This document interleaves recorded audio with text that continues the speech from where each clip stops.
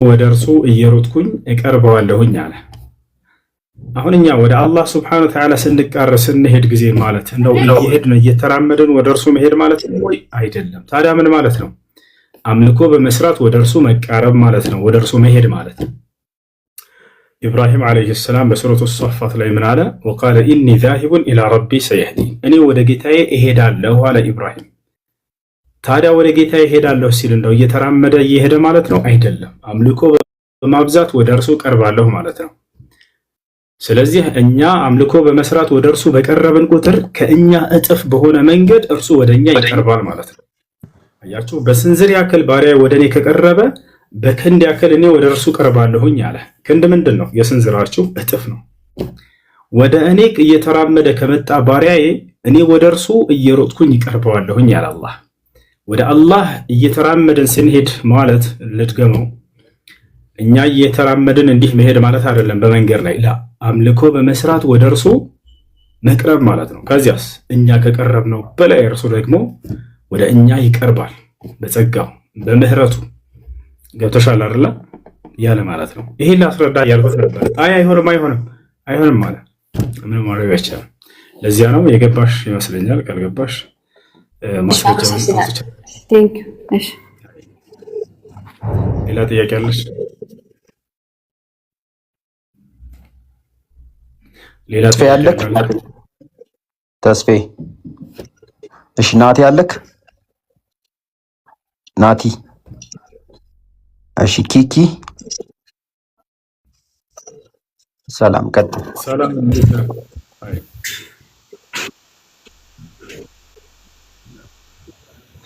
እሺ ይሰማሉ? ይሰማል።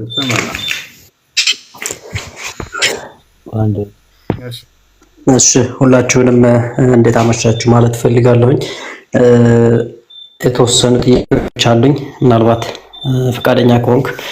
በመጀመሪያ ወንድማችን አማናዊና ኤሎሄ ለምን እንዳስወረድካቸው እሱን ማብራሪያ ፈልጋለሁ። ጥያቄያቸው ጥያቄ ነበር፣ ከኛ የተሻሉ ሰዎች ነበሩ።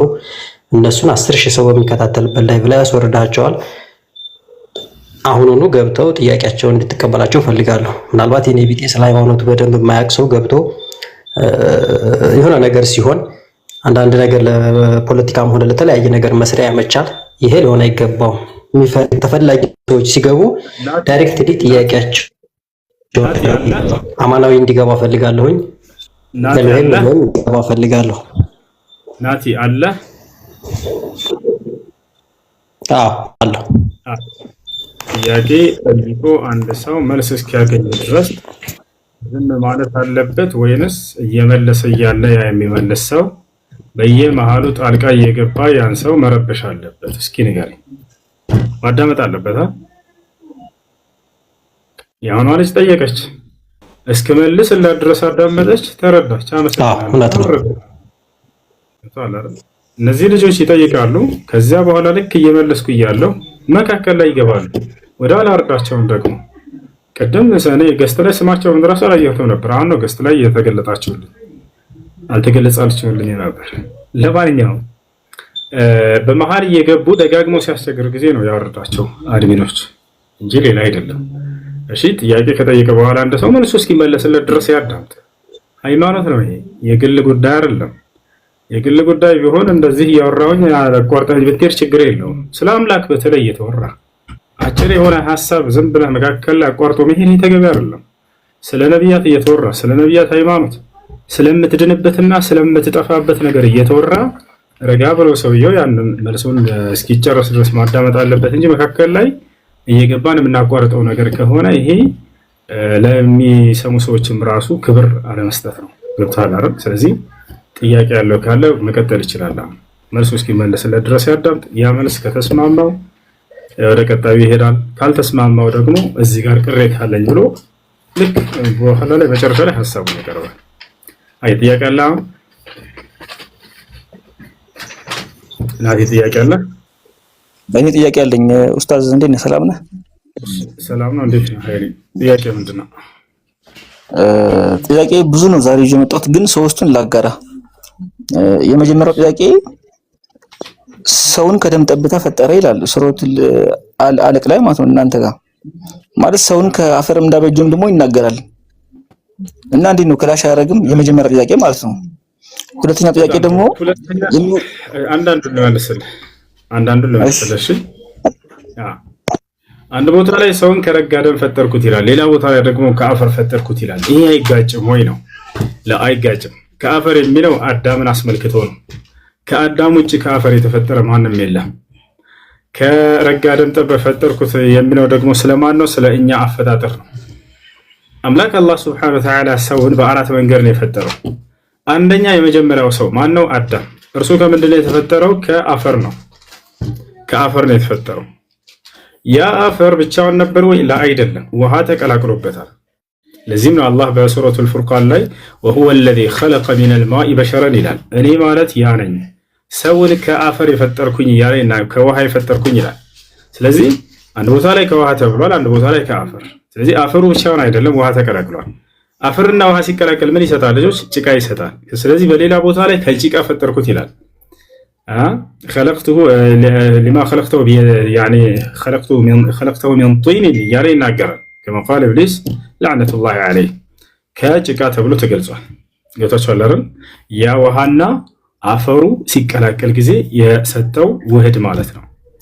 ከዚያ በኋላ ያ ጭቃ በሰው ቅርጽ ተሰርቶ በሚደርቅ ጊዜ ልክ እንደ ሸክላ ሆኗል አይደለ? ከሸክላ ብሎ ደግሞ ይገልጸዋል አላህ ሱብሓነሁ ወተዓላ። ከዚያ በኋላ እስትንፋስ ነው ነፍስን የተዘራበት። ከዚያ ሰው ሆኖ ተስተካከለ። ፈኢዛ ሰወይቱሁ ወነፈኽቱ ፊሂ ሚን ሩሒ ፈቀዑ ለሁ ሳጅዲን እንዳለ የአዳምንም አፈጣጠር በጨረስኩኝ ጊዜና ከመንፈሴን በዘራሁበት ጊዜ ለእርሱ ሰጋጆች ናችሁ ውደቁ ያለው ማለት ነው። ስለዚህ ይህ የመጀመሪያው ሰው የአዳም አፈጣጠር ነው። የሁለተኛው ሰው አፈጣጠር ማነች? ሔዋን ነች።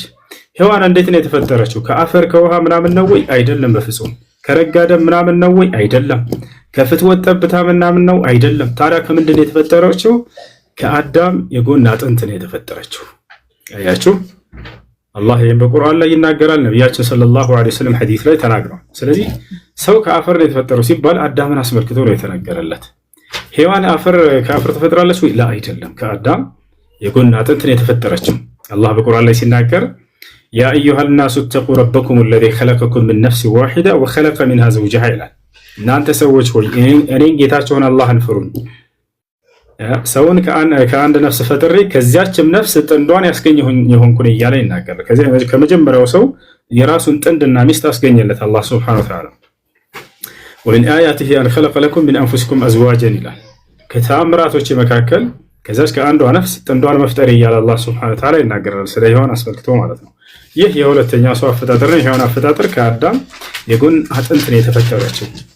ሶስተኛው አፈጣጠር ደግሞ የክርስቶስ የመሲሁ አፈጣጠር ነው። መሲሁ ደግሞ ከእናት ያለ አባት ነው የተፈጠረው። ገብቷችኋል? ከእናት ብቻ ያለ አባት አላህ ሱብሓነሁ ወተዓላ አስገኘው።